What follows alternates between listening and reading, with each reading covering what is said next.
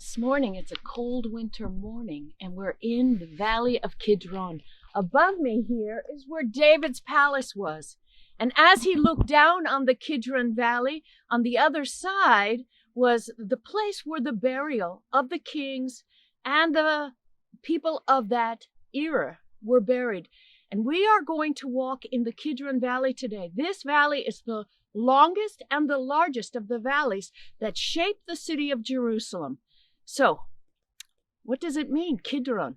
It comes from the word kadal, meaning shadowed or darkened. And it was such a deep, deep valley, even up to 30 meters deeper than it is today, that it's believed that it was always dark in one area or another. So, this is also known as the King's Valley. It's also known as the Valley of Jehoshaphat. It's also known because of the Book of Joel, the Valley of Decision. This beautiful family mausoleum, you would call it today, is a graveyard for a family known as the Hatziel. They are a family that returned from Babylon, and they were part of the priestly families. And you can see the influence of the Greeks here. In those days, of course, the bones were not gathered into bone boxes, but actually each individual body would be buried.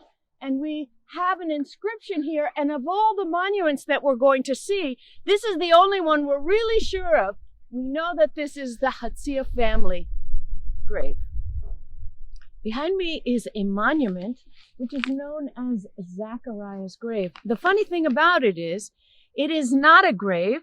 And it probably is a late tradition that this was attached to the story of Zechariah, who wanted to cleanse the city of its false idols.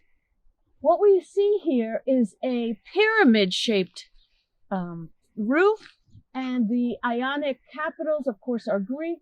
So we have a mixture of the Egyptian and the Greek influences here. And this is completely one piece of stone carved out of the bedrock. And so what we see around it is actually the stone that it was carved away from. The most famous of all of these monuments in these ancient Second Temple graves is this one known as Absalom's tomb. And Absalom's tomb is only a tradition. Of course, Absalom died far before this was ever built. But because of the story of him building a monument to himself, this is where the tradition comes from.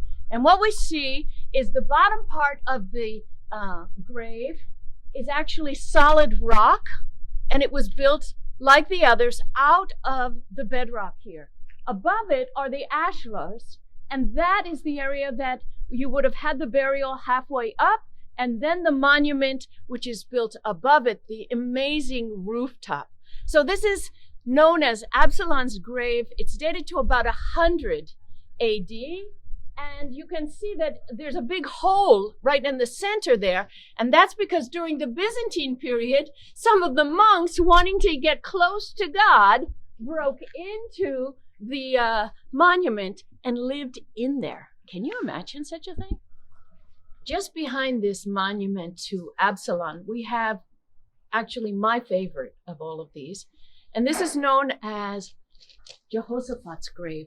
Now, it's only a tradition, but it comes from the tradition in Joel 3. For behold, in those days, and at that time, when I bring back the captives of Judah and Jerusalem, I will also gather all nations and bring them down into the valley of Jehoshaphat. In verse 12, it says, let the nations be wakened and come up to the valley of Jehoshaphat. For there I will sit to judge all the surrounding nations. Put in the sickle, the harvest is ripe. Multitudes in the valley of decision. For the day of the Lord is near in the valley of decision. So this is where the tradition comes, that this is Jehoshaphat's beautiful grave, immediately behind and made out of solid rock. One day, the nations will be judged. One day, all of us will stand in front of that righteous judge. And so when we come into the Valley of Kings here, when we come into this Jehoshaphat Valley, or the Valley of Decision, it has so many names.